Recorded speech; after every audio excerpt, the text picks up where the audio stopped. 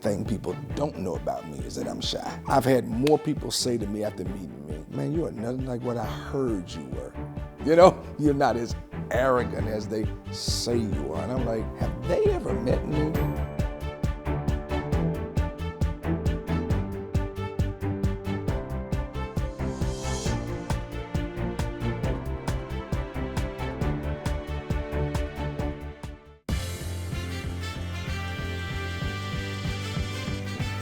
It's not uncommon to see Bishop Jr. using his microphone to sing almost as much as he preaches at Bethel.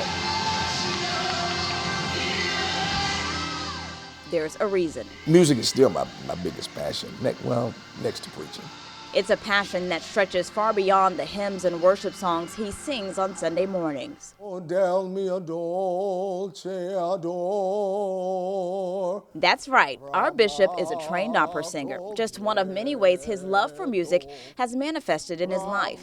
Bishop can pinpoint when it started during a service in Bethel's historic sanctuary when he was just a little boy. Some weird dude came in, and I was real young, and I was like, who is this cat sitting behind me? I got scared.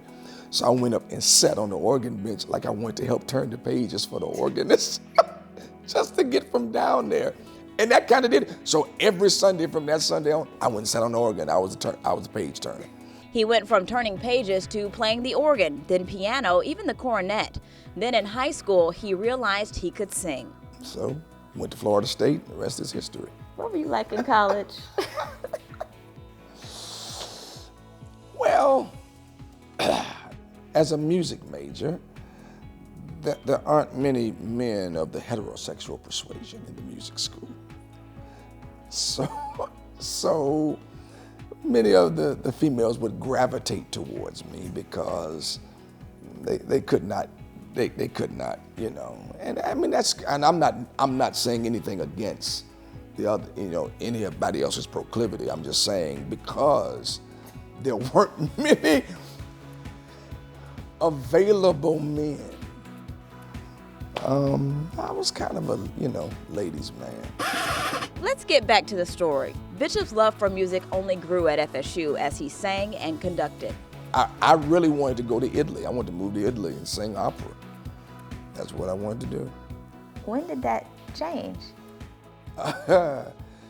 That changed when I got my call to preach. What is it like when you're getting that call? How does that feel?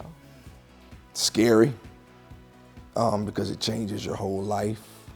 It puts a lot of, and for me, it was like Rudolph McKissick Sr.'s son.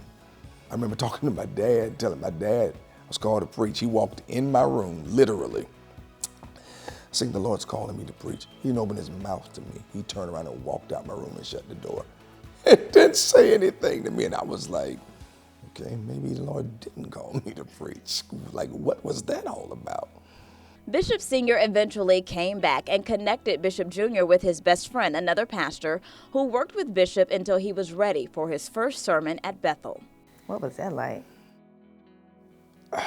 It was weird because I wasn't that nervous. I preached a sermon called From Pointlessness to Prosperity, Psalm number 2, never forget it. Church was packed in the historic sanctuary. Preachers came, other pastors. When you think about that first sermon and how much you have changed, Jesus. What is the biggest difference do you see between the Rudolph McKissick Jr. who did that sermon and the one who preaches now? That Rudolph McKissick Jr. preached to entertain and to say, look at me. This Rudolph McKissick Jr. preaches hoping it changes somebody's life.